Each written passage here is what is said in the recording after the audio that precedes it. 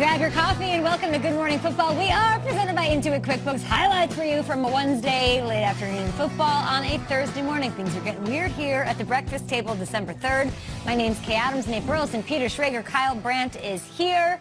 Oh, I'm sorry. You're rocking the Angry Runs shirt from the jump today? Yeah, not only are we doing Angry Runs on a Thursday, we're doing it the second segment of the show. And you know what? There might be a couple players from last night's game. You kind of look like a villain. I know. I feel like today's different. Your hair's different. Yeah, different. Is it villain hair? A little slick back action. You're It's like the gonna villain work in for me. Kindergarten Watch. Cop without a ponytail. That's right. I'm very angry. Great call. And I think the Steelers fans are very happy.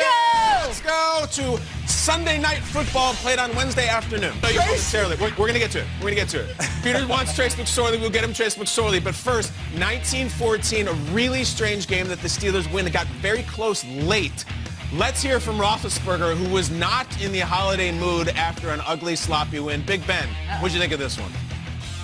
I mean, obviously we won, but it sure doesn't feel like it. Just not good football. It starts with me.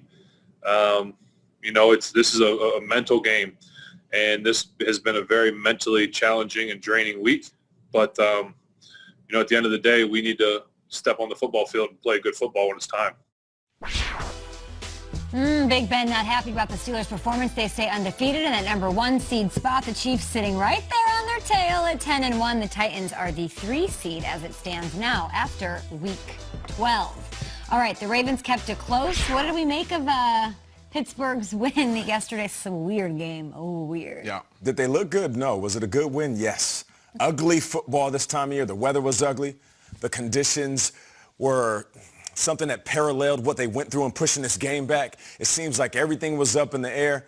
This was just a week where they needed to get the win to move on to next week. As much as I could sit here and criticize, and as I'm watching the game saying, are the Ravens about to win this game? Yeah. Which they had plenty of opportunities to. Yes. I still walk away saying the Pittsburgh Steelers are undefeated. They didn't play the perfect game. You listen to Big Ben. Ugly football. We didn't play perfect, but we walk away with the dub. I'm going to repeat it every week until they lose. Never apologize for a victory. I will end it by saying this. As I'm watching this Pittsburgh Steelers team kind of claw their way through this game, walk away, beat up and bruised, cold, feeling ugly as they win the ugly game, this team isn't beating the Kansas City Chiefs. Plain and simple. So as much as I can compliment them, I know that the Kansas City Chiefs in these conditions will still look like the Kansas City Chiefs. The Pittsburgh Steelers look like a team that was struggling against a team that was struggling to put a roster on the field. But who were they playing? They were playing the Ravens, right? And I think that's where Steelers fans are coming out this morning. Like, any win over the Ravens we'll take. We're not going to apologize for a win for the Ravens. For sure. And yet, Nate, forget the Chiefs. I don't know if they're beating the Bills. I don't know if they're beating the Titans. I have a lot of doubts about Pittsburgh after yesterday. Oh, the Browns. The Browns are coming with 2 running backs. If you didn't watch this game, it was maybe the worst game of football we've seen all season. Sloppy, gross, turnovers. And the Steelers, they had most of their weapons, and it was ugly. Talking drop after drop after drop. And ones like this, like Deontay Johnson, the ball goes right through the numbers and off of him. In the hands, drop. Juju couldn't catch anything. Ebron had about 4 drops, I felt like, in big spots. That were a terrible play right there. And like, these are their starters. Like, this isn't Trace McSorley throwing the ball to Cookin, the backup tight end on the Ravens, who was a connection yesterday that we saw. So I have genuine concerns with the play. And guess what, Steelers fans? As you're throwing your remote at the TV, I'm not alone.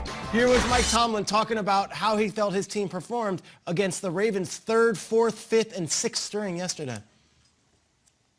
Mike, you had some red zone failures and a number of drop passes. What do you attribute that to? Anything in particular?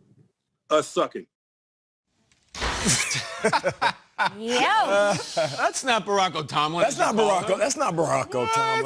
It's okay to suck. Yes, we suck. You got the win. You're 11-0. But, like, even the Steelers fans can't wake up this morning saying, oh, I feel fresh as a daisy. Bring on the Chiefs. That's just how I feel. But can you just say, like, it was the craziest situation? Yeah, it was. 3 times. So you don't, like, circumstances don't affect this at all? Like, No, you're right. Their minds have changed on the Steelers? You're totally right. It was such a weird deal, not just for the Ravens, for the Steelers, too, that, you know, just chalk it up and move on to the next one. That's fine.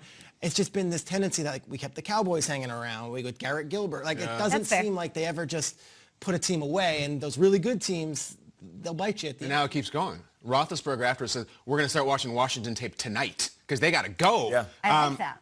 We missed some of this in the highlight. The game got really strange. Before we run it, RG3 got hurt in this game. He pulled up with a hamstring, had to come out.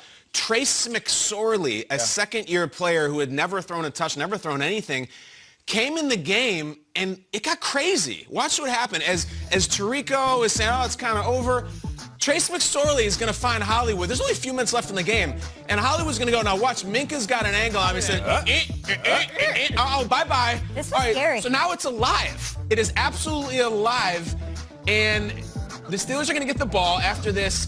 Roethlisberger faced an unbelievable situation in which he had to throw it over the middle to move the chains. I think it was a third down. Here it is, right here. And look at this pass. How was that not picked off? That pass was in the air for an hour. It goes to James Washington, who, credit to him, makes a great play. With his hands in the cold. With his hands in the cold, Kyle. Poor Ravens. Check out that. I can't imagine he threw that ball. And if that's intercepted, I actually think the Ravens are going to go on and win the game. Why aren't they running the ball? And they tried, they ran it. This game got crazy at the end. So if you think the Steelers were ugly, if you think it wasn't great, they damn near blew this game. Now, credit to Washington, he made the play. Yeah.